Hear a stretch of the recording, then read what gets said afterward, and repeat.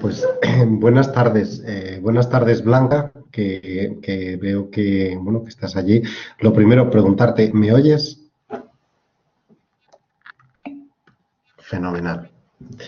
Vamos a ver, en esta clase os comenté, me parece que fue antes de ayer, por si teníais alguna sugerencia, no, antes de ayer, el lunes. Si tenéis alguna sugerencia, entonces, bueno, en este caso no he visto ninguna sugerencia.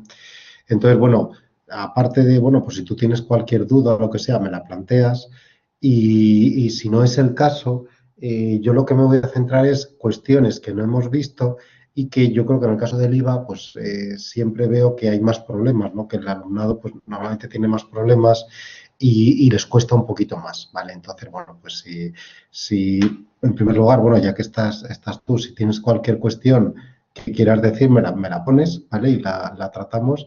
Y en otro caso, pues me voy a centrar en bueno, la parte que yo he preparado, que sería temas que yo veo más complejos y que os cuestan más, ¿vale? Entonces, si tienes cualquier cosa, me lo dices, ¿vale?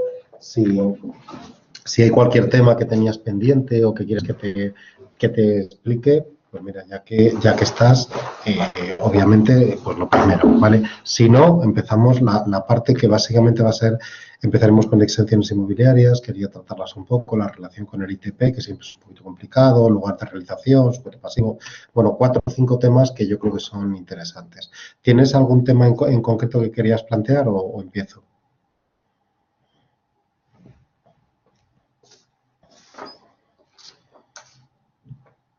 Bueno. Vale, pues el ITP lo quiero dar. Sí, sí, Blanca, iba a comentaros.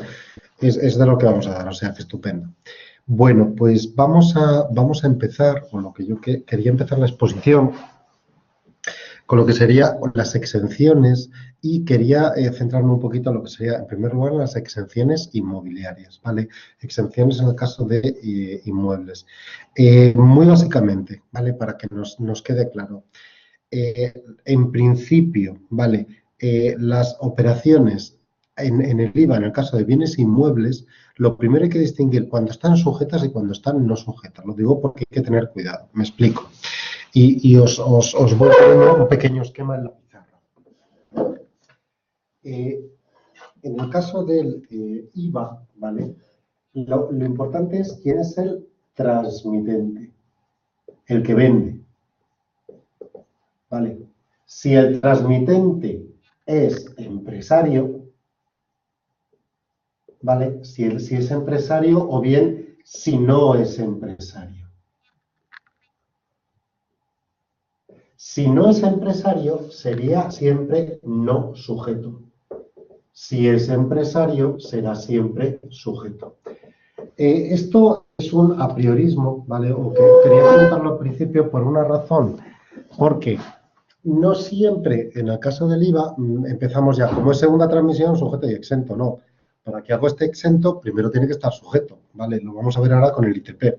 Quiere decir, si quien vende es empresario profesional a efectos de IVA, estará sujeto. La única cuestión que habrá que plantearse es que podrá estar exento o no, que es lo que vamos a tratar ahora, ¿vale? Si el que vende no es empresario, esto es un particular, estará no sujeto. Por tanto, si está no sujeto, no puede estar exento, ¿vale? Directamente está no sujeto. Vale, dicho eso, ¿cuáles son las dos exenciones de IVA? ¿Vale? Básicamente, lo que te está comentando la norma es que va a estar sujeto y exento, ¿vale? En dos casos. Cuando lo que se está vendiendo, cuando lo que se está transmitiendo, ¿vale? Es un terreno rústico o algo que no sea edificable, Primer caso de exención, o bien segundo caso de exención, ¿vale? Cuando estemos hablando de la segunda transmisión de edificaciones. Por tanto, ¿qué no va a estar exento? Resumiendo, ¿qué no va a estar exento? Pues lo que no va a estar exento, por ejemplo, va a ser cuando yo estoy vendiendo, si lo que transmito estoy transmitiendo un solar, por ejemplo, un solar es aquello que es edificable, ¿vale? Lo que según la norma urbanística es edificable. Cuando es un solar va a estar siempre no exento. ¿Qué quiere decir que va a estar siempre no exento? Que me da igual que sea primera, segunda o tercera transmisión, ¿vale? Cuando es una transmisión de un solar que se ha transmitido por cuarta vez, pues vuelve a estar sujeto y no exento, ¿vale? Y, en segundo lugar, lo que va a estar no exento es en el caso de una edificación, ¿vale?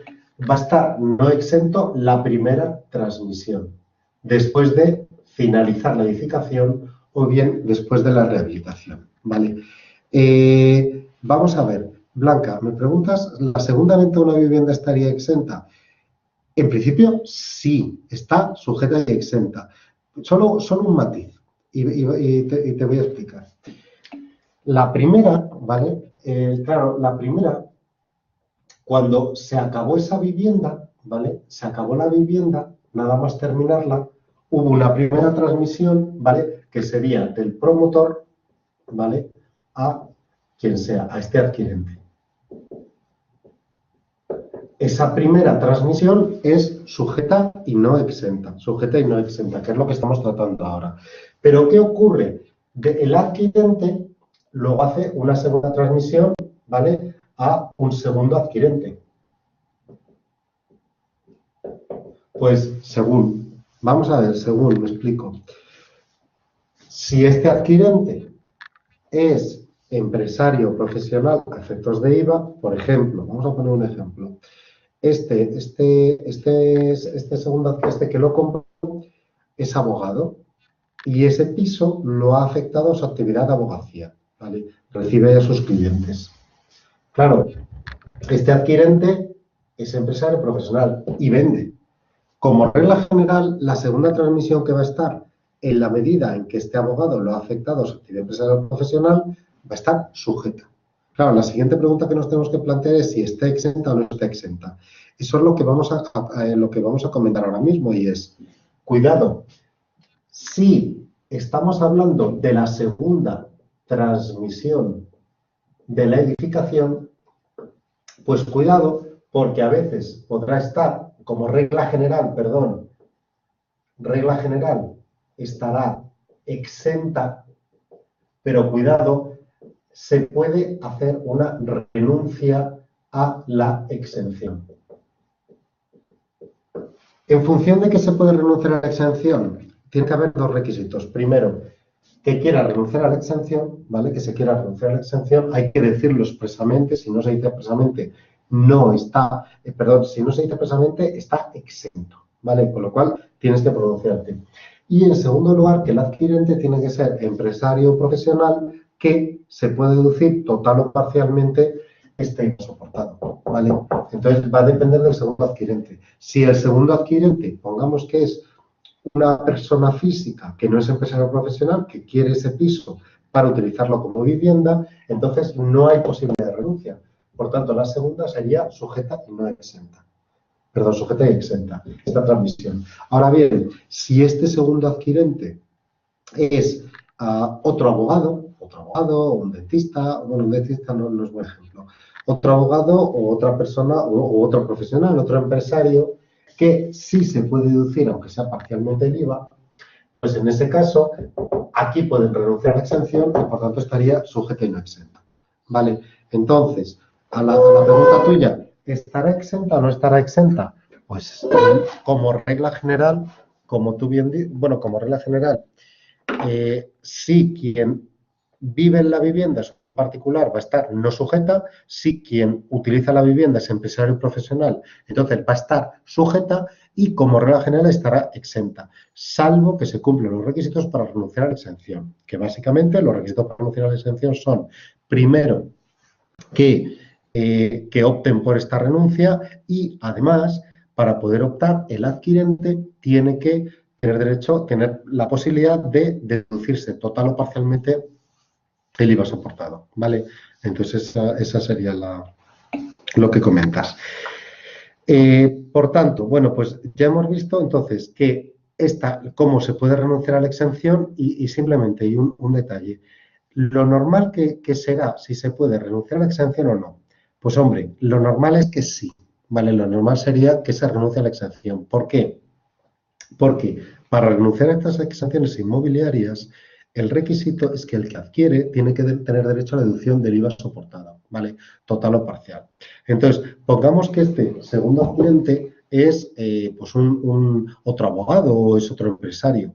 Claro, ¿qué le va a interesar normalmente? Bueno, pues lo que le va a interesar es renunciar a la exención para que esto vaya con IVA. ¿Por qué? Porque el IVA lo paga y luego se lo deduce en la declaración. Entonces, yo a lo mejor pago ahora 20.000 euros de IVA, si soy un empresario, me lo deduzco y lo recupero de Hacienda. Lo que ingreso por un lado lo recupero por otro. Pero es que si no va por IVA, ¿por qué va a ir? Y ya hablamos un poquito del ITP. Porque iría por el ITP, el Impuesto de Transmisiones Patrimoniales. Y en el ITP lo que se paga no se puede deducir, ¿vale? O sea, lo que se paga es mayor coste de adquisición, pero no me lo puedo deducir. Entonces, ¿qué es lo que ocurre? Que en estos casos lo normal es que pudiendo renunciar a la exención, se renuncie a la exención, ¿vale? Entonces, un poco la cuestión de la renuncia. Bueno, alguna cosilla más de exenciones. Quería comentar lo que serían las exenciones técnicas, ¿vale? Algún ejemplo de exención técnica. Exención técnica, en la ley del IVA, ¿cuál es la filosofía en el IVA? En el IVA se quiere gravar el consumo, ¿vale? Se quiere gravar el consumo de bienes o derechos. Entonces, ya lo comentamos en alguna charla, que el gravamen del consumo, ¿cómo es? Gravando el valor añadido en cada una de las fases del proceso productivo. Pero el problema que la ley del IVA es que se quiere gravar el consumo, en principio, una sola vez, ¿vale? Se quiere gravar el consumo una sola vez. Entonces, ¿qué es lo que ocurre? Que en determinados casos, por la aplicación o bien de las exenciones limitadas o bien por la aplicación de los artículos 95 y 96 de la ley del IVA, ¿qué es lo que va a ocurrir? Que un empresario profesional intermedio dentro del proceso productivo ya ha actuado como consumidor final. Por ejemplo, si nosotros tenemos que un médico, ¿vale? Tenemos un médico que, por ejemplo,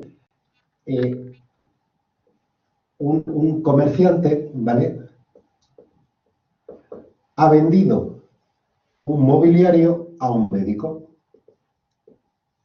En este mobiliario que se ha vendido, que ha costado 10.000 euros, además ha habido un IVA, ¿vale? Pongamos de 2.100, ¿vale? Entonces, ¿qué implica? Que cuando este comerciante compró ese mobiliario, ese aparato, o lo que sea, tuvo que pagar 12.100 euros. Pagó 12.100. Pero claro, en esos 12.100 se incluía un IVA. Si estuviéramos hablando de un empresario profesional normal, este médico, cuando presta servicios, cuando presta sus servicios, ¿qué es lo que hace? Repercute IVA, ¿vale? Entonces, presenta luego una declaración en la que dice, tengo un IVA repercutido, un IVA devengado, del cual me tengo que deducir este IVA que he soportado de 2.100. Vale. Problema, el médico cuando presta sus servicios, cuando presta los servicios médicos, son servicios que están sujetos y exentos, artículo 20. Por tanto, este IVA que soporta, ¿vale? No se lo puede deducir. ¿Por qué? Porque su actividad no permite la deducción. ¿En qué artículo está eso? En el artículo 94. El artículo 94 de la ley lo que nos dice es que en la medida en que la actividad que tú realizas, ¿vale? Es una actividad sujeta y exenta según el artículo 20, hablamos solo de las excepciones del artículo 20, tú no te puedes deducir el IVA soportado. ¿Por qué? Porque no devengas IVA en las operaciones que realizas. Por tanto, económicamente y por lógica, el médico aquí está actuando como consumidor final. Consumidor final en el IVA es todo aquel que paga el IVA y no se lo puede deducir, ¿vale? Se lo está pagando y no se lo puede deducir. Claro, ¿cuál es el problema aquí? El problema es que si posteriormente el médico utiliza ese mobiliario, ¿vale? Y pues al final ya de su vida útil, de este aparato, dice, bueno, pues lo voy a vender. Entonces hace una venta, ¿vale? De ese mobiliario, ¿vale? El médico, pues por ejemplo, le vende a otro médico y dice, oye, que te voy a vender este mobiliario y, bueno, pues ya lo he utilizado, por tanto, por un importe de 3.000 euros. Claro, la cuestión aquí, ¿cuál es? La cuestión sería que si este médico ya ha utilizado el mobiliario, ¿vale? ¿Tiene que repercutir IVA o no? Claro, si nos vamos hasta ahora a la lógica del impuesto, pues sí, en principio es médico que está realizando la entrega de bienes de su patrimonio empresarial profesional. No, obviamente aquí no está la exención normal de servicios médicos, porque esto no es un servicio médico, es una venta de mobiliario, por tanto entrega de bienes, ¿vale? Luego, en principio, el sujeto no exento. ¿Qué ocurre? Si esto llevara IVA,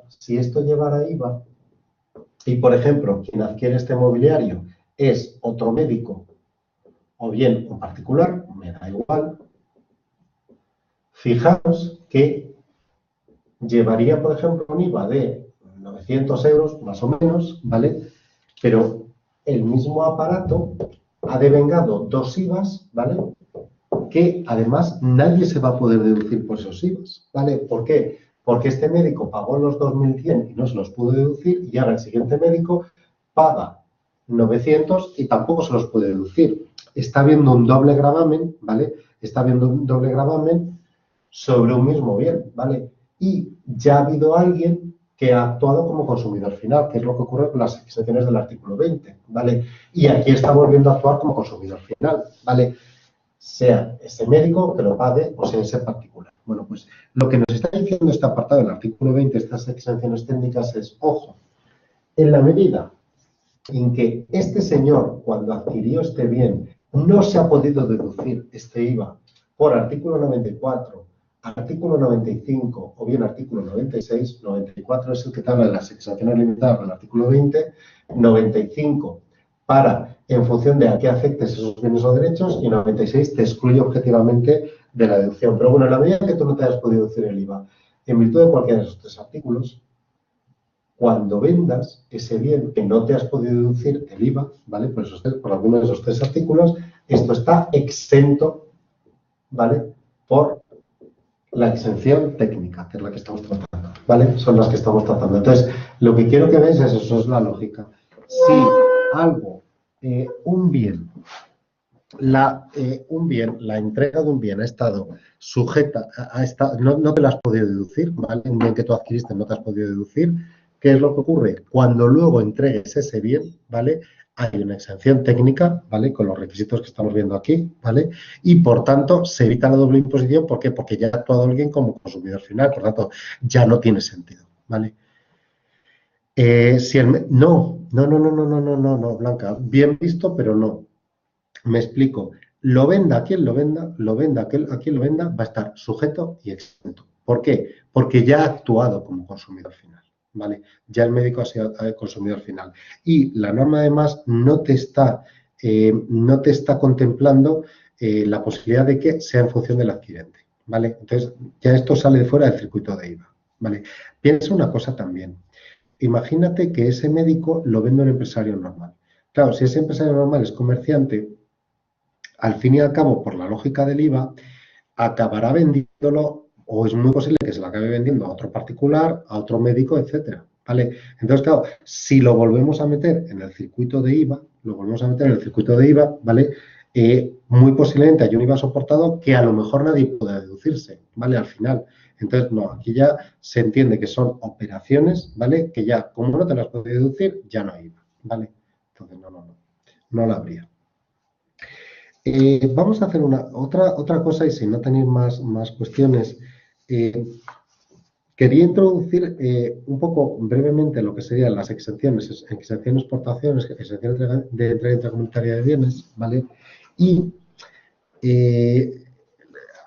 hablar esto con el tema en lugar de elección de hecho en pero antes de nada, ¿vale? Y un poco por zanjar la cuestión, lo que me has comentado de que querías ver lo del ITP un poco en concreto y además yo es de las cosas que traía también para hablar con vosotros. Vale. Entonces, bueno, vamos a ver. En relación a lo que sería la relación entre el IVA y el impuesto de transmisiones patrimoniales, actos jurídicos documentados, ¿no? Vamos a ver un poco la lógica de esta relación. Vamos a ver.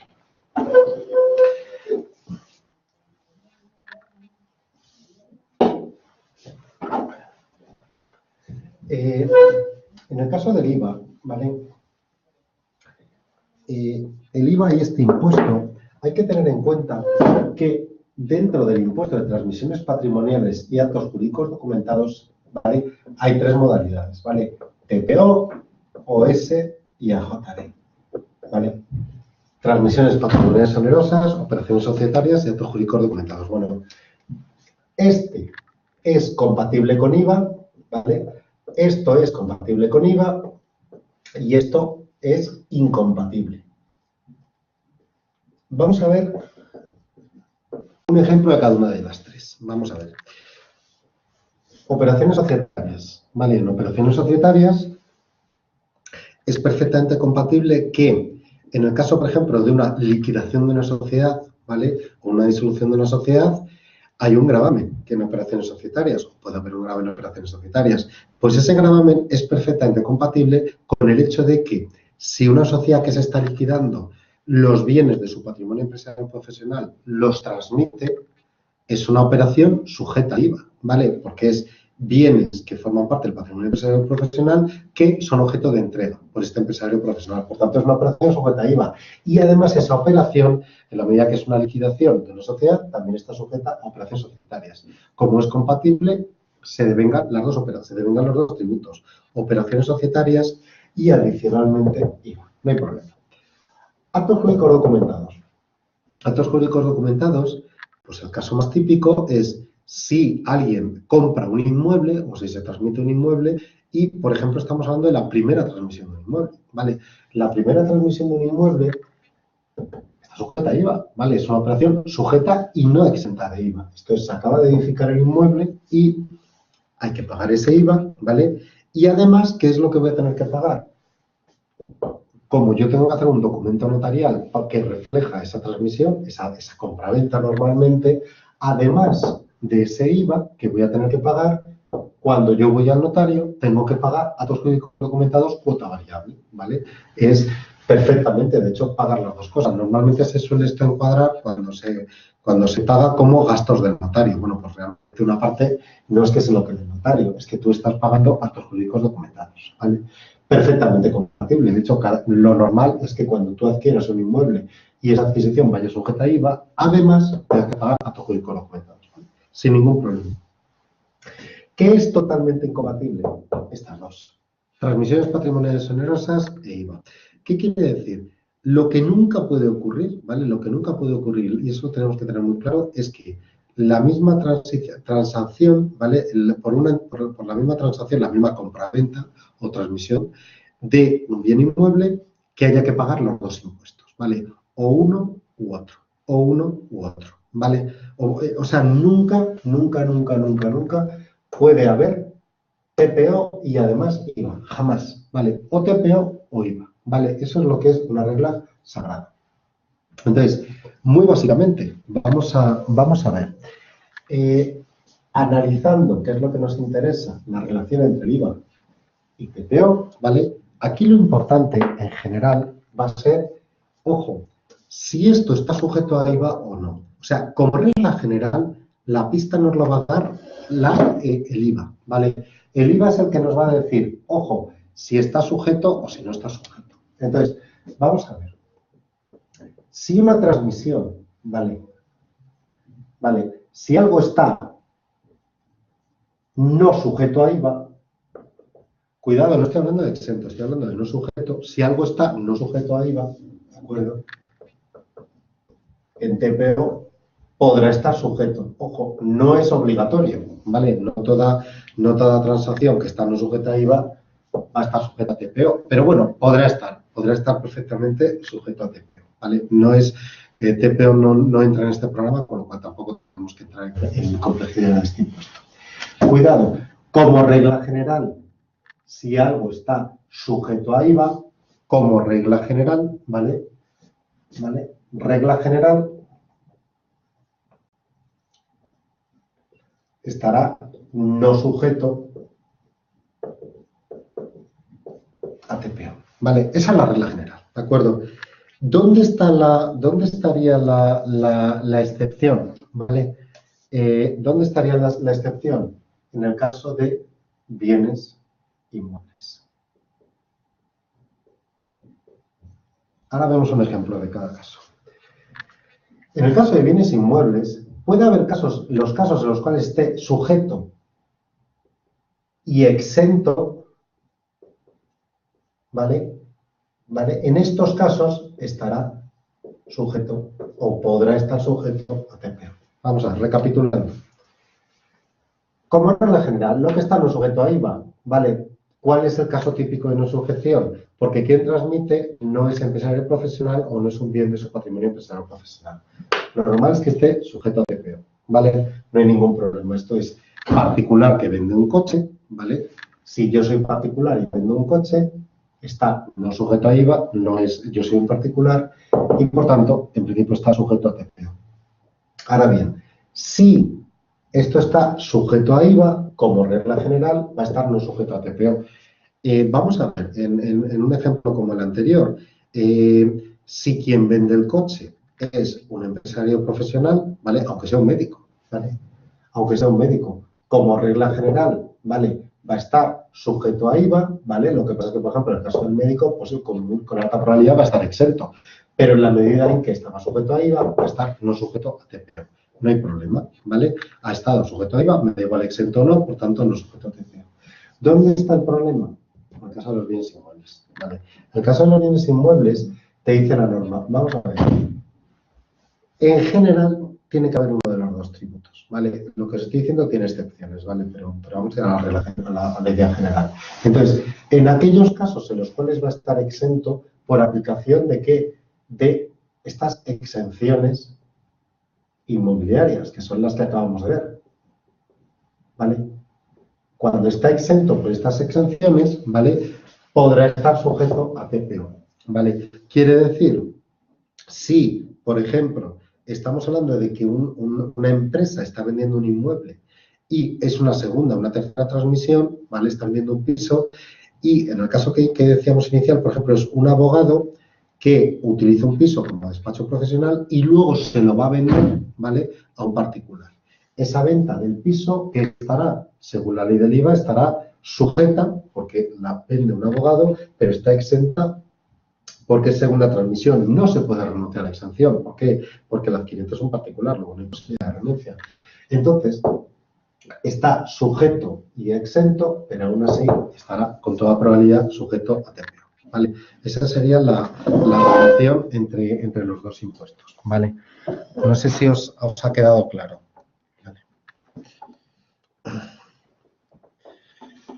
Bueno, alguna cosilla más, ¿vale? Algunas cosas más que quería comentar, ¿vale?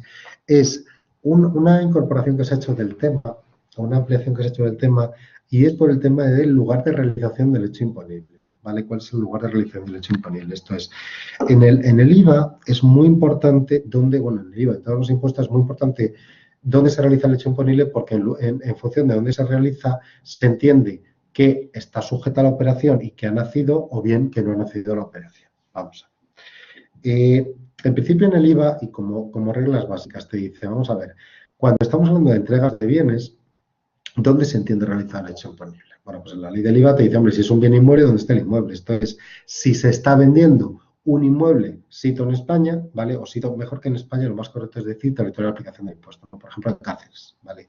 Si estamos vendiendo un inmueble sito en Cáceres, en todo caso, es una operación, es un lugar de realización del hecho imponible, es aquí, territorio de aplicación del impuesto, ¿vale? En la medida en que forme parte de una empresa, de un patrimonio empresarial profesional, efecto de IVA, etcétera. Bueno, pero si lo que estoy vendiendo es un inmueble sito en París, pues no está sujeto al IVA español, ¿vale? Estará sujeto al IVA francés, ¿vale? Pero no, o no. Pero desde luego que al IVA español no está sujeto. Bueno, igual si vendo un inmueble sito en Rabat o en Nueva York, ¿no? Pues bueno, pues estará sito allí. En el caso de los bienes muebles, ¿vale? En el caso de los bienes muebles, la cosa se matiza un poquito más, no es tan sencilla. Entonces, ¿qué es lo que nos dicen en el caso de los bienes muebles? En el caso de los bienes muebles lo que te dicen es, cuidado, hay dos posibilidades. Que el bien inmueble, que ese bien mueble, perdón, sea objeto de expedición o transporte para la entrega, ¿vale? Para la entrega. O bien que no sea objeto de expedición y transporte. Vamos a ver, muy sencillo. Si para entregar esa máquina no se transporta, sino que está cita en Madrid y para entregarla va a quedar en Madrid, pues ¿dónde se entiende realizar el imponible? En Madrid, no hay ningún problema. Pero el problema aquí viene por si esa máquina se ha fabricado, por ejemplo, en Barcelona y de Barcelona va a pasar a otro lugar, por ejemplo, a Lisboa, ¿vale? ¿Dónde se entiende realizada la entrega?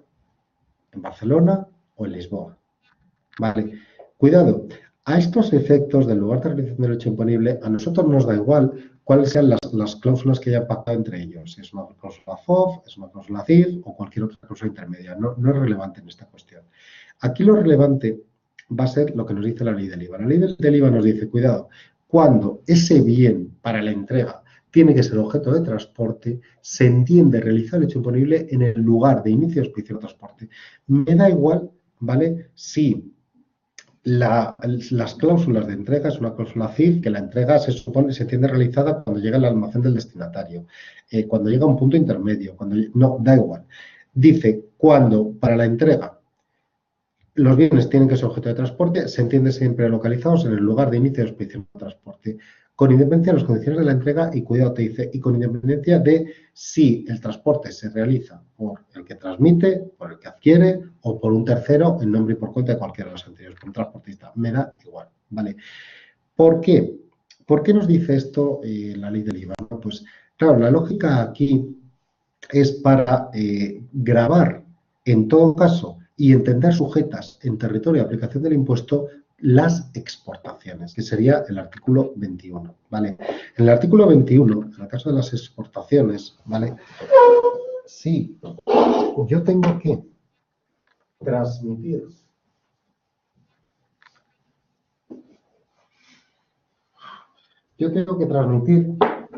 o entregar un bien que, por ejemplo, este bien va de Barcelona, ¿vale? Pongamos a Nueva York. Claro, para entregar esa máquina, el bien va de aquí a Nueva York. Lugar de inicio, Barcelona. Lugar del fin de expedición o transporte, Nueva York. Claro, la cuestión es, ¿y dónde se entiende realizado el hecho imponible? Pues si nos vamos a estas reglas de localización del hecho imponible, el artículo 68 de la ley, nos dirá que aquí en Barcelona, ojo, me da igual que el transporte lo pague esta o quien lo pague, da igual. O me da igual la cláusula que hayan pactado entre ellos de dónde se realiza la entrega. ¿Me explico? Aunque ellos internamente digan, no, la entrega es en Nueva York, la entrega es en el puerto, donde sea, da igual. En todo caso, lugar de inicio de expedición o transporte, Barcelona. Por tanto, aquí es el lugar de inicio. ¿Qué es lo que conseguimos con eso? Que esa operación esté sujeta. Está sujeta a IVA, ¿por qué? Porque es una entrega de bienes realizada por un empresario profesional de un bien que forma parte de su patrimonio empresarial o profesional, ¿vale? Por tanto, y además, como el lugar de inicio es territorio de aplicación del impuesto, está sujeta aquí, ¿vale? Por tanto, operación sujeta, ¿vale? ¿Qué consigo con esto? Pues está sujeta, pero también estará luego exenta por artículo 21. ¿Por qué? Porque ese bien, ¿de acuerdo?, tiene por destino un tercer país, ¿vale? Un país fuera de la Unión Europea. Claro, sujeta y exenta, por tanto, va sin IVA, ¿vale? Este señor en la factura no tiene que incluir ese IVA, ¿de acuerdo? Y por tanto no lo tiene que incluir en la autoliquidación. ¿Qué es lo que conseguimos con esto? Cuidado, aunque la operación está sujeta y exenta, sí que da derecho a deducir, ¿vale? Sí, deducible el IVA soportado. Sí que será deducible en virtud del artículo 94 de la ley. Porque en el artículo 94 de la ley lo que me dice es que las operaciones exentas que no dan derecho a deducción, ¿vale?, son aquellas operaciones exentas reguladas en el artículo 20 de la ley del IVA, ¿vale? El artículo 20 de la ley del IVA, que son las exenciones limitadas, las exenciones en operaciones interiores.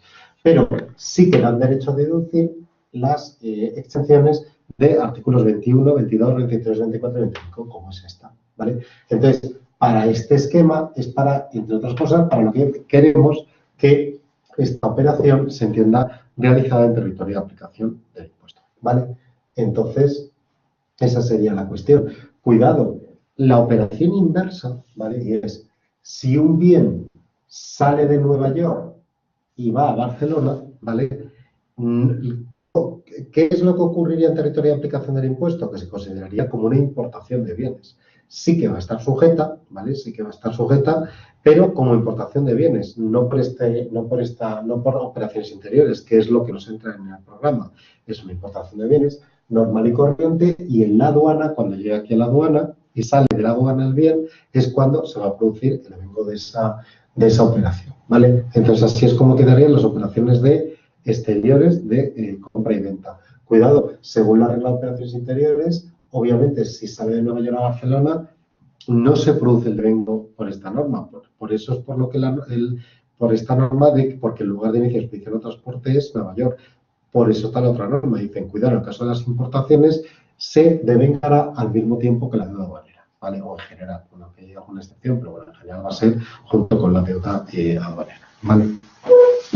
Entonces, bueno, con eso es lo que os quería comentar de la exención del artículo 21, ¿vale? Cómo funcionaría la mecánica de las exenciones en las exportaciones de bienes, ¿vale? Y, bueno, además del artículo 21, luego hay una serie de exenciones un poco específicas de comercio exterior, pues operaciones que se asimilan a las exportaciones de bienes. Bueno, eso no es una gran dificultad con determinados regímenes aduaneros que, en la medida en que, por ejemplo, pues una mercancía se afecte dentro de un régimen aduanero a una zona franca, un depósito aduanero, como se entiende en territorios esos que a efectos impositivos no forman parte de territorio español, no son territorio de aplicación del impuesto, en la medida que envíen los bienes, bueno, pues se entiende como una exportación y ya está. Sí, ahora lo comentamos. Acabo una cosita vamos a explicar las extensiones del artículo 25 y ahora entramos en la inversión. Vamos a ver. Hay una exención más, ¿vale? Que es la exención del artículo 25. La exención del artículo 25 es cuando se entregan bienes destinados a otro Estado miembro. Esto es, ¿en qué medida, si este bien, en vez de ir a Nueva York, ¿vale?, fuera a Múnich, ¿vale?,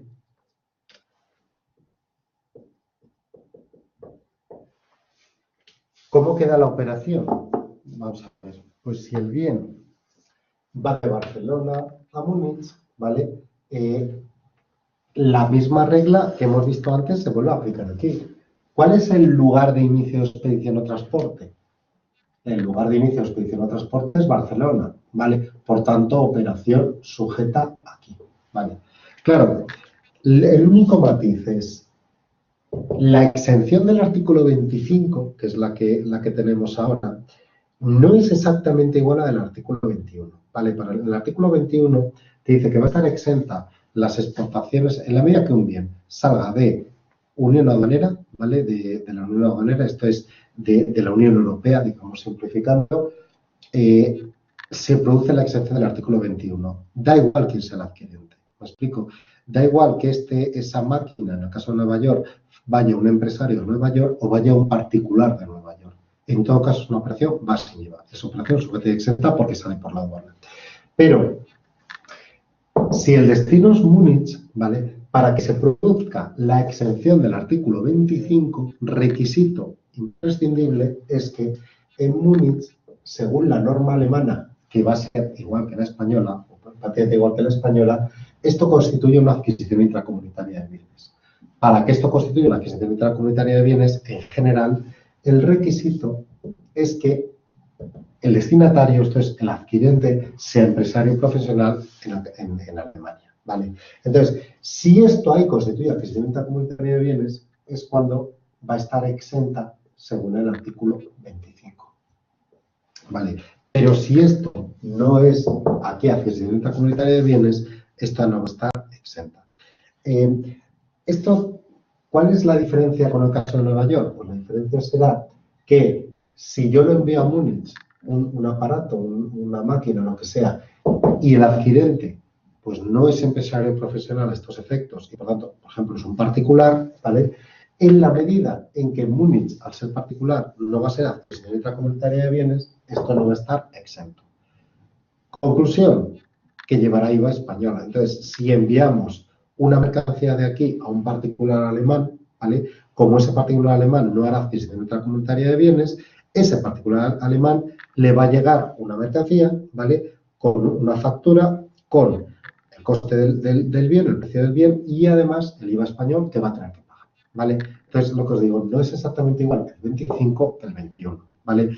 Básicamente, bueno, aparte por algún matiz más, pero vamos, lo básico es esta diferencia, ¿de acuerdo? Solo va a estar exento si el destino constituye adquisición intracomentaria de bienes. Bueno, en cuanto al tema que apuntas, que sería el tema de inversión del sujeto pasivo. Vamos a ver. ¿Cuál es la filosofía de la inversión del sujeto pasivo? Vamos a ver. Como regla general, ¿vale? El sujeto pasivo va a ser el que realiza la entrega del bien o la prestación del servicio. O sea, el que vende, ¿vale? El que entrega, transmite o bien el que presta el servicio. Esa sería la lógica. ¿En qué casos se establece la inversión? Bueno, la inversión es lo que implica básicamente es que no es el que vende el que tiene que devengar el IVA, el que tiene que incluir el IVA en su declaración, no, es el que adquiere. El que adquiere, cuando hay inversión del sujeto pasivo, tiene que presentar una declaración en la que, si hay inversión, lo que tú vas a tener que hacer es, en mi declaración, ponerme dentro del IVA devengado, pues el importe que sea, y ojo, no siempre que hay inversión del sujeto pasivo, el devengado va a coincidir con el soportado. Me explico. Si quien está haciendo la inversión es un empresario profesional normal, en el mismo momento en que incluye un IVA devengado de 1.000, incluirá un IVA soportado deducible de 1.000 y, por tanto, por esta operación quedará cero. La base imponible queda cero. Pero imaginad que el que adquiere no tiene derecho a la deducción del IVA soportado, o solo una parte. Si no tiene derecho a la deducción, IVA soportado a lo mejor queda cero y ingresar 1.000, ¿vale? Pero, bueno, lo normal es que en los casos de inversión, digo lo normal, en una empresa profesional normal, que tú incluyes un IVA devengado por inversión de 1.000 y un IVA soportado de 1.000 y, por tanto, el neutro te queda cero. Vale. ¿Por qué se hace esto? ¿No? Aquí la lógica es, ¿y por qué se hace esto? Bueno, pues se hacen una serie de casos, ¿vale? Que si no se hiciera esto, ¿vale? Normalmente puede haber, si no, problemas recaudatorios. Entonces, te dice la norma una serie de casos. Te dice, hombre, en primero, cuando la operación se realice por personas o entidades no establecidas en el territorio de aplicación del impuesto. Vamos a ver. Pensemos, por ejemplo, en el caso de una prestación de servicios. Esto sería un caso de prestación de servicios. Una prestación de servicios que, un servicio, por ejemplo, informático que se presta a un empresario profesional, ¿vale? Si ese servicio informático se presta por una empresa, ¿vale?, establecida en territorio de aplicación del impuesto, establecida, por ejemplo, en Oviedo, y se lo presta a otra empresa que está en Gijón, ¿vale? ¿Quién sería el sujeto pasivo? La empresa de Oviedo. La empresa de Oviedo repercute un IVA, ¿vale? Devenga un IVA y lo incluye en su declaración, y la empresa de Gijón lo que hace es que lo soporta y se lo deduce. ¿Cuál es el problema aquí? Que este tipo de servicios se entienden siempre localizados, en la medida que el destinatario es un empresario, se entienden localizados en territorio de aplicación del impuesto. Pero se entienden localizados, pero si no existiera la regla de inversión del sujeto pasivo y ese servicio no se prestara por la de Oviedo a la de Gijón, sino que el servicio se prestara, por ejemplo, por una empresa de Estados Unidos a la empresa de Gijón. Bueno, claro, según la regla de localización del hecho imponible, ese servicio se entiende prestado en territorio de aplicación del impuesto. Pero cuidado, si quien presta el servicio está en Estados Unidos, ¿vale? Obviamente la Hacienda Pública Española tiene poca capacidad coactiva frente a una empresa de Estados Unidos. Obviamente porque está en Estados Unidos, no está aquí. Entonces, ¿qué es lo que dice la ley del IVA? Dice, hombre, vamos a ver, si el servicio lo entendemos localizado aquí en territorio de aplicación del impuesto, pero quien lo está prestando no está aquí establecido, está establecido en Estados Unidos, ¿qué es lo que dice la regla de inversión? Bueno, pues que el empresario de Gijón tendrá que incluir ese IVA por esa operación de prestación de servicios informáticos en su declaración. Y ojo, y además, si tiene derecho, tendrá derecho a deducirse el IVA soportado. Pero ojo, no todo el mundo tiene derecho a deducirse todo el IVA soportado, ¿vale? Entonces, de momento que lo incluya en el IVA devengado. Y además, incluye los requisitos que se deduzca el IVA soportado, ¿vale? Este es el caso más típico. Más casos que puede haber, y los más importantes, bueno, pues, por ejemplo, en el caso de entregas de bienes inmuebles, te dice, aparte de estos casos de no establecidos, ¿vale? Que son determinados servicios, sobre todo alguna entrega de bienes que se realiza por no establecidos, lo que decimos es que el destinatario va a ser el sujeto pasivo si el que entregó el bien o prestó el servicio no está establecido. Pero además, en el caso de bienes inmuebles, te establece una serie de casos en los cuales sí va a ser el destinatario el sujeto pasivo. Y vamos a pensar el por qué. Te dice, por ejemplo, la norma, cuando los bienes inmuebles se entreguen dentro de un proceso concursal. Cuidado, ¿por qué es esto? Y de esto además es una materia recaudatoria. En el caso de un concurso de acreedores, pensar en una empresa que está en concurso de acreedores y es un empresario profesional a efectos de IVA. Cuando estás en concurso de acreedores, hombre, una de las características que tienes es que no pagas tus deudas, ¿vale? Básicamente hay mucha gente que quiere cobrar y no hay patrimonio suficiente para pagar a toda esta gente. ¿Qué es lo que ocurre en estos casos? Si esta empresa lo que hace es que en el marco de ese proceso concursal, esa liquidación muchas veces que están haciendo, entrega bienes inmuebles, ¿vale? Y esa operación va a estar sujeta a IVA. Si no existe la inversión del sujeto pasivo, ese IVA, ¿quién lo va a tener que incluir en la declaración? El que vende, que está en proceso concursal. ¿Cuál es el problema de que sea esa empresa la que lo incluya? Pues que esta empresa, como está en un proceso concursal, el dinero que ha repercutido y que cobra por ese IVA repercutido va a la masa concursal, ¿vale? ¿Qué quiere decir? Que es posible que la Hacienda Pública no cobre ese IVA. ¿Por qué? Pues porque a lo mejor hay créditos contra la masa, etcétera, etcétera, y a lo mejor ese IVA no se ingresa en la Hacienda Pública, o es posible que no se ingrese en la Hacienda Pública, con lo cual hay una pérdida recaudatoria. La pérdida recaudatoria viene porque el que lo tiene que ingresar está en un proceso concursal y a lo mejor no lo ingresa, y ojo, el que lo ha adquirido, lo ha pagado, lo ha soportado y por tanto se lo va a deducir, ¿vale? Entonces, uno se lo deduce, lo recupera y el otro no lo ingresa, con lo cual, ¿quién pierde? Hacienda, ¿vale? Entonces, en estos casos de bienes inmuebles, por ejemplo, pues si se establece la circunstancia de decir, bueno, pues mira, que ingrese el IVA el destinatario, ¿vale? ¿De acuerdo? Caso similar, ¿vale? Serían los casos, por ejemplo, de segundas y ulteriores entregas de edificaciones exentas. Esto es, cuando se ha renunciado a la exención del artículo 20, que hemos comentado al principio de la clase, el destinatario, ¿vale? El que adquiere el inmueble va a ser el que tiene que ingresar el IVA. ¿Por qué? Pues por temas de fraude, porque muchas veces se está acabando una actividad empresarial profesional a efectos de IVA, se vende el inmueble, el que vende el inmueble repercute y cobraba el IVA y se lo quedaba. ¿Vale? Además, pensar una cosa, y eso es muy recaudatorio, ¿no? Que también es la materia de recaudación.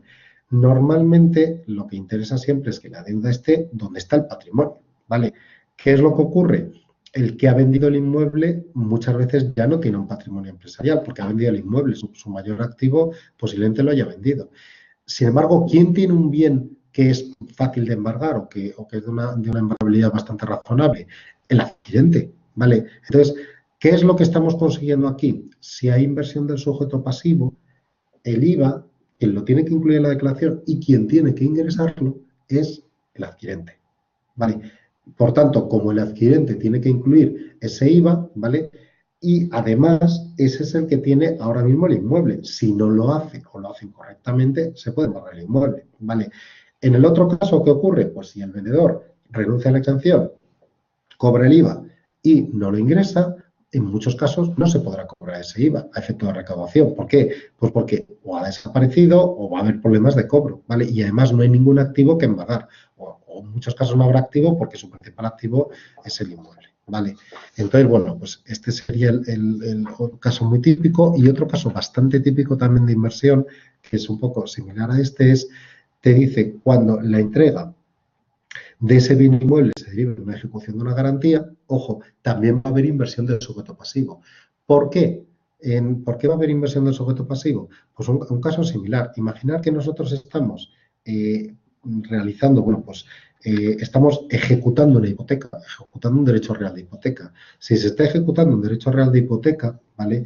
Y en el marco de esa ejecución del derecho real de hipoteca transmitimos un bien inmueble, ojo, si se está ejecutando una garantía de un sujeto pasivo, ese sujeto pasivo es que tiene problemas de pago. Realmente es muy difícil que vayamos a cobrar. ¿Tiene algún sentido que un sujeto pasivo que tiene problemas para pagar, porque precisamente por eso estamos ejecutando esa hipoteca, perciba un IVA, lo incluya en su declaración y con muy alta probabilidad no lo ingrese? ¿Me explico? O sea, tenemos un deudor que le estamos haciendo actuación del porcentaje a premio, hemos ejecutado la garantía y en el marco de esa ejecución de la garantía cobramos un IVA, ¿vale? Al vender ese inmueble. Ese IVA no tiene sentido que lo tenga, se lo lleve o lo cobre este deudor que ya tiene problemas de cobro. ¿Qué es lo que tiene sentido aquí? Bueno, pues que ese IVA lo tenga que ingresar el adquirente del inmueble, que además es el que tiene ahora ese activo, ¿vale? Que en el caso de que haya problemas de cobro, bueno, pues se va a poder ejecutar, ¿vale? Entonces, bueno, pues esa es la lógica de la inversión del sujeto pasivo, ¿vale? Digamos, en el caso de no establecidos, poner aquí la deuda, ¿vale? Poner aquí la deuda y que el sujeto pasivo residente sea el que tenga esas obligaciones que cumplir, y en el caso de los bienes inmuebles es más por un tema muchas veces recaudatorio, ¿no? Que es lo que os he comentado. Y bueno, no sé, yo no sé si tenéis algún tema más que queréis tratar o de lo que hemos tratado, alguna cosa que os quede dudosa.